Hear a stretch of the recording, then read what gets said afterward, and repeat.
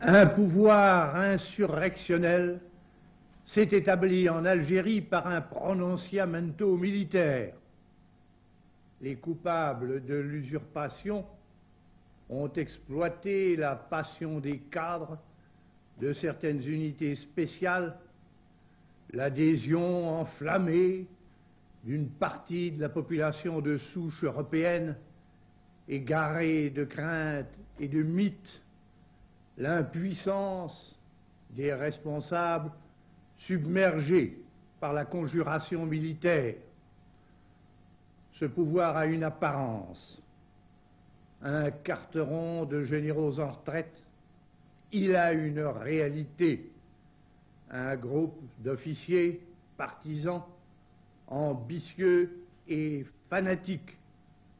Ce groupe et ce carteron possèdent un savoir-faire limité et expéditif, mais ils ne voient et ne connaissent la nation et le monde que déformés au travers de leur frénésie. Leur entreprise ne peut conduire qu'à un désastre national,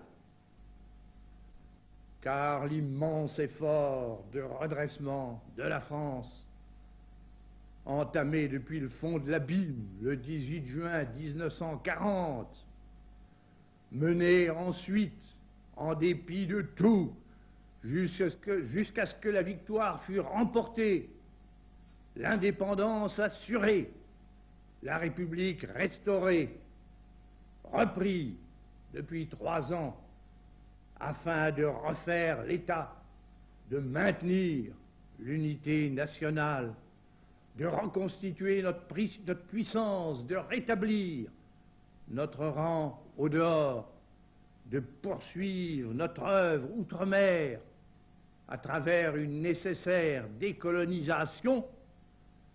Tout cela risque d'être rendu vain à la veille même de la réussite par l'odieuse et stupide aventure d'Algérie.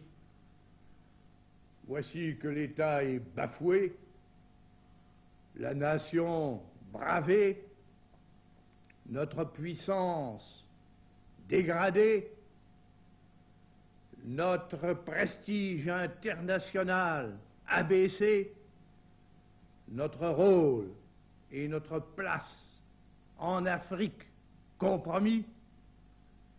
Et par qui?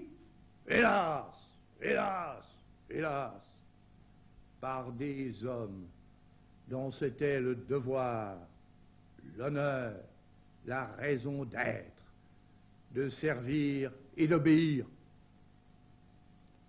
Au nom de la France, j'ordonne que tous les moyens, je dis tous les moyens, soient employés partout pour barrer la route à ces hommes-là en attendant de les réduire. J'interdis à tout Français, et d'abord à tout soldat, d'exécuter aucun de leurs ordres, l'argument suivant lequel il pourrait être localement nécessaire d'accepter leur commandement sous prétexte d'obligations opérationnelles ou administratives ne saurait tromper personne. Les chefs civils et militaires qui ont le droit d'assumer les responsabilités sont ceux qui ont été nommés régulièrement pour cela et que précisément les insurgés empêchent de le faire. L'avenir des usurpateurs ne doit être que celui que leur destine la rigueur des lois. Devant le malheur qui plane sur la patrie et devant la menace qui pèse sur la République, ayant pris l'avis officiel du Conseil constitutionnel, du Premier ministre du président du Sénat, du président de l'Assemblée nationale, j'ai décidé de mettre en œuvre l'article 16 de notre Constitution. À partir d'aujourd'hui, je prendrai, au besoin directement, les mesures qui me paraîtront exigées par les circonstances.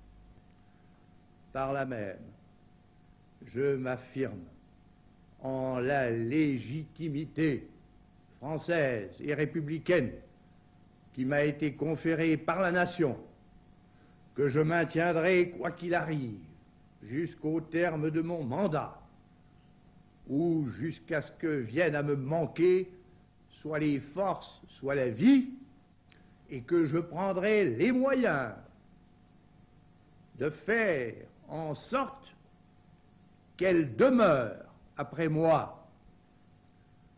Françaises, Français, voyez où risque d'aller la France par rapport à ce qu'elle était en train de redevenir. Françaises, Français, aidez-moi.